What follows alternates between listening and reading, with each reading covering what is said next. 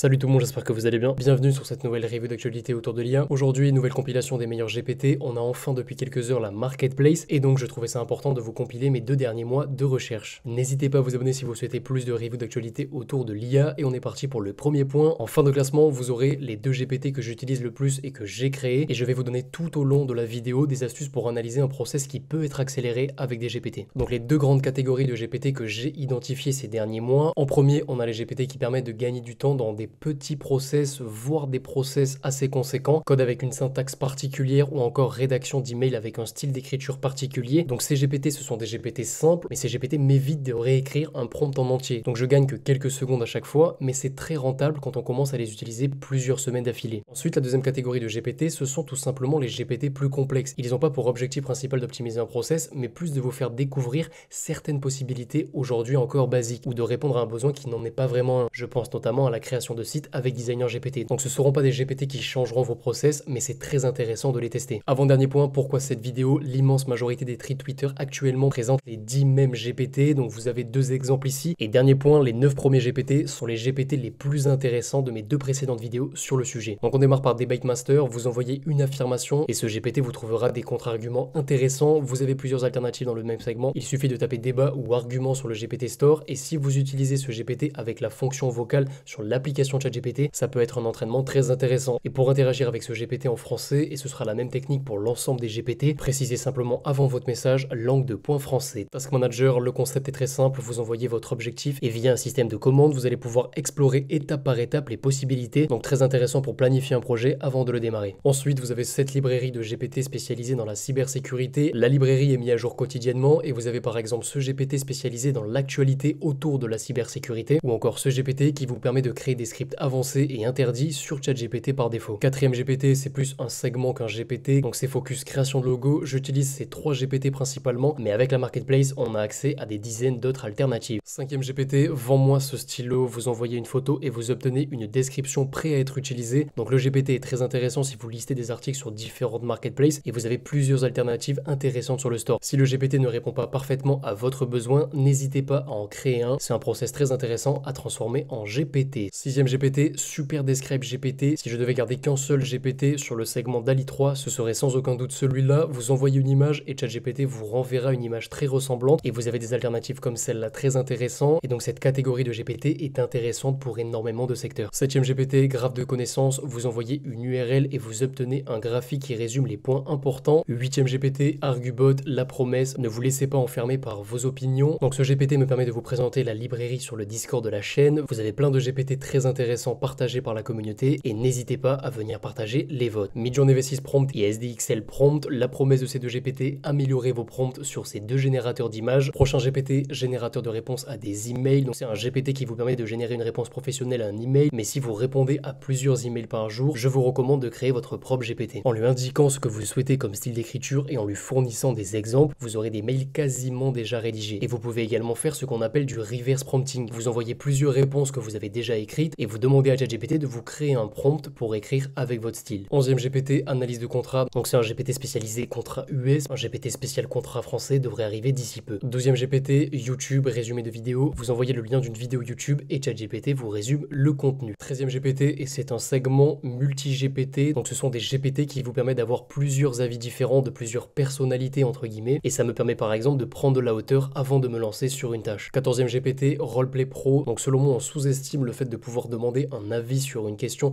à un GPT jouant un rôle particulier. Donc n'hésitez pas de temps en temps à utiliser ce GPT, ça pourrait vous débloquer sur un problème particulier ou vous proposer un point de vue intéressant sur une idée. 15e GPT, US Visa Helper, c'est un GPT spécialisé dans les visas US et ne vous basez pas bien sûr uniquement sur ce GPT. Et donc on a de plus en plus de GPT qui se branchent à des bases de connaissances très denses et qui proposent une interaction simplifiée avec. Par exemple, vous avez ce GPT qui vous permet d'interagir avec les lois et la constitution indienne ou encore ce GPT qui vous permet d'interagir avec les lois françaises. 16e GPT, MathSolver, c'est un GPT spécialisé dans la résolution de problèmes mathématiques et vous avez plein d'alternatives très intéressantes. 17e GPT, et c'est un segment logiciel et social helper. Si vous rencontrez des difficultés avec un logiciel ou une application, ça peut être intéressant à partir d'aujourd'hui de prendre le réflexe de chercher si un GPT existe. Vous avez par exemple ce GPT spécialisé dans la création de formules Excel ou encore ce GPT spécialisé dans la création de formules Notion, mais j'ai vu passer des GPT spécialisés sur Blender ou encore Figma. Donc cherchez un GPT lié à une application ou un logiciel logiciel, ça va devenir un réflexe de plus en plus intéressant à avoir. 18e GPT, c'est un GPT spécialisé dans la création de GPT. Vous avez celui-là qui est très intéressant et vous avez Action GPT, un GPT créé par l'équipe derrière ChatGPT qui vous permet de créer des schémas d'action et je vous mets en description cette vidéo qui vous permettra d'apprendre à l'utiliser. 19e GPT, correcteur d'orthographe et de grammaire. Donc c'est un GPT que j'utilise à chaque fois que je dois push un texte ou un email important. Et dernier GPT, NoTalk Just Code. Donc je code énormément avec ChatGPT et quand je lui demande une fonction particulière ou un bout de code, il a tendance à m'expliquer encore et encore son code au lieu de coder. Et donc le pré-prompt de ce GPT force ChatGPT à se concentrer sur la génération de code